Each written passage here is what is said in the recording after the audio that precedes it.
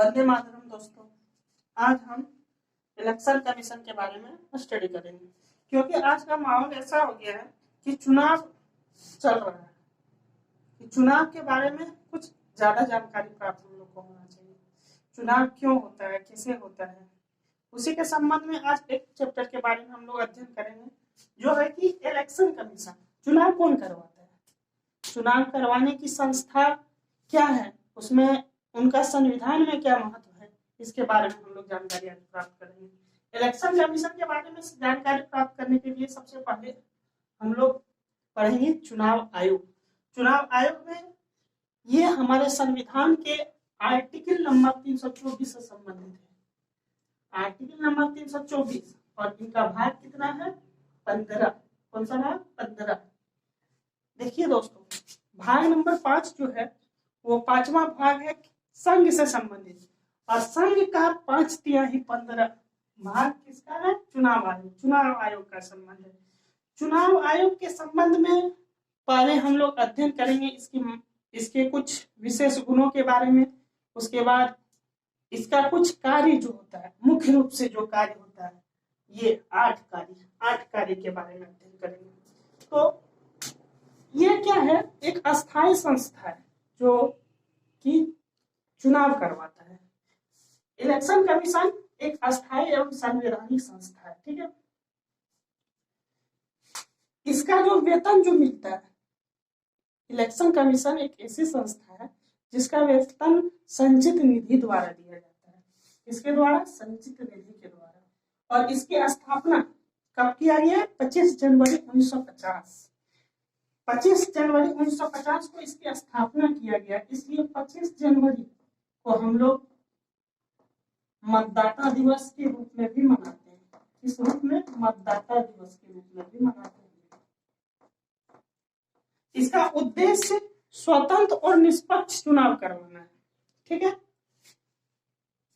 नियुक्ति, अब अगला है नियुक्ति। इसका नियुक्ति कौन करता है, तो नियुक्ति यहाँ का जो राजा के रूप में माना जाता है। वास्तविक तो यहाँ शासन जो चलता है भारत में प्रधानमंत्री का चलता है, लेकिन यहाँ का चुनाव आयुक्त जो होता है उसको नियुक्त करने वाला राष्ट्रपति होता है। और सिर्फ राष्ट्रपति ही उसका नियुक्त नहीं कर सकता है, राष्ट्रपति प्रधानमंत्री की सहानुभूति पे चुनाव आयुक्त को नियुक्त करता है। एक मुख्य निर्वाचन आयुक्त तथा 2 अन्य सदस्य होते हैं अभी प्रेजेंट टाइम में, और ये कर अक्टूबर 1993 से लागू हुआ है।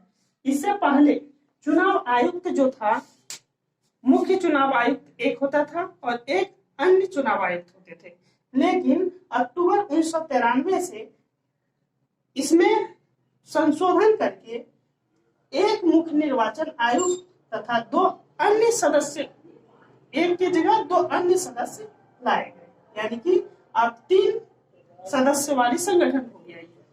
इसे आगे हटाने के लिए इसकी क्या प्रक्रिया है, तो हटाने के लिए सर्वोच्च न्यायालय के न्यायाधीश जो होते हैं उनको हटाने के लिए जो प्रक्रिया है वो सेम यही पर, इसमें भी वही प्रक्रिया है। इस वीडियो को हम लंबा नहीं बनाना चाहते हैं, इसलिए सर्वोच्च न्यायालय के न्यायाधीश के बारे में जब स्टडी कराएंगे उस वक्त इसके बारे में बता देंगे, और सेम फॉलो होगा चुनाव आयोग को हटाने के लिए, इसलिए वहां पे बढ़िया से स्टडी कराएंगे। तो मुख्य कार्य चुनाव आयुक्त का क्या क्या है, चुनाव क्षेत्र का परिसीमन कराना। चुनाव क्षेत्र का परिसीमन यानी कि जहां पे चुनाव क्षेत्र है, सपोज मान के चलिए एक कंस्टिट्यूएंसी ले लेते हैं, मधुपुर कंस्टिट्यूएंसी, वहां पे चुनाव हो रहे हैं, तो उस चुनाव क्षेत्र का जो होगा, इस एरिया में कोई प्रचार नहीं होगा, ऐसा वैसा परिसीमन कराया जाता है। दूसरा है मतदाता सूचियों का तैयार करवाना।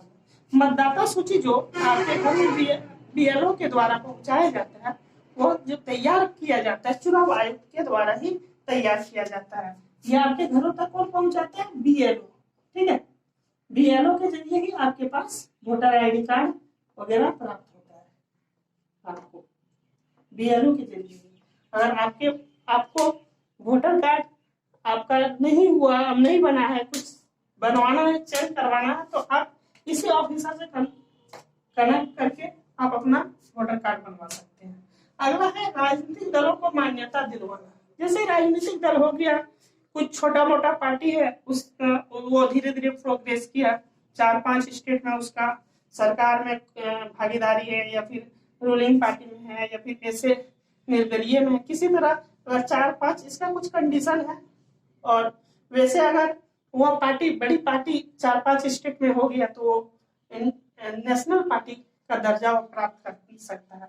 और वह राजनीतिक दल राष्ट्रीय पार्टी का दर्जा जो प्राप्त करेगा वो कौन प्राप्त करवाएगा, और किसके द्वारा? इलेक्शन कमीशन ही उसको दर्जा देती है कि हाँ ये राष्ट्रीय कंपनी है। सपोज एग्जाम्पल के लिए आप बीजेपी ले सकते हैं, कांग्रेस ले सकते हैं, ये बिहार से आपका है आरजेडी ले सकते हैं, ये सब राष्ट्रीय पार्टी है।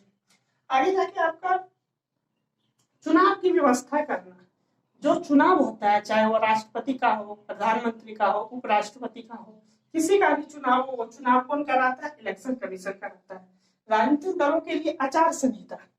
राजनीतिक दल ये क्या होता है? राजनीतिक दल जब आप देखते होंगे, जब चुनाव नजदीक आ जाता है, जैसे 24 घंटा पहले, वहां पे आचार संहिता लागू होता है। ये बहुत ही इंपॉर्टेंट वर्ड है, आचार संहिता।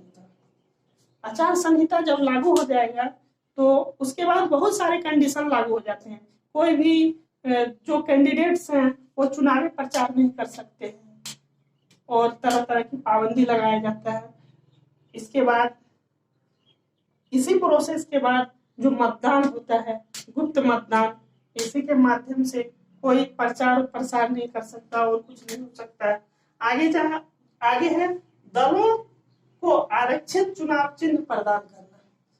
ऐसे चुनाव चिन्ह में जो दल का राष्ट्रीय दल का चिन्ह जो होता है, जैसे कमल, बीजेपी का कमल हो गया, कांग्रेस का हाथ छाप हो गया, ये सब अगर कोई नया पार्टी है वो अगर अपना कुछ कैंडिडेट खड़ा करता है और चुनाव चिन्ह, उसका भी चिन्ह अगर किसी से मैच करता है, जैसे कोई और पार्टी खड़ा हो गया वो भी कमल रखना चाहता है, तो कमल ऐसे कंडीशन में चुनाव आयोग उस पर फैसला सुनाती है जो कि नहीं आप कमल नहीं रख सकते। तो ऐसे कंडीशन में वो फैसला सुनाती है और वह निरस्त भी कर सकता है वो चुनाव चिन्ह को। आगे उम्मीदवारों को खर्च करने की राशि निश्चित करना। ऐसे जैसे देखा गया है कि बहुत सारे कैंडिडेट होते हैं जो कि मतलब कैंडिडेट वो अपने पद पे खड़ा हुए, विधायक हुए, सांसद के पद पे, और वह ऐसे अपना कुछ मनमानी ढंग से पैसा खर्च करते हैं और वो चुनाव जीत जाते हैं, चाहे वो सही कैंडिडेट हो अथवा ना हो, पैसा के बदौलत। लेकिन ऐसा नहीं होना चाहिए। इसी को कंट्रोल करने के लिए ये जो है उम्मीदवार को खर्च करने की राशि निश्चित करा गया है चुनाव आयोग के द्वारा, जिससे कि पैसों के बदौलत वो कोई अन्य कैंडिडेट जीत न जाए। उसके बाद अगला है वही जो बता चुके हैं, राष्ट्रपति, उपराष्ट्रपति, विधान चुनाव, सारे कंट्रोल, यहाँ तक कि पंचायत चुनाव भी इलेक्शन कमीशन के द्वारा ही कराया जाता है। थैंक यू, धन्यवाद।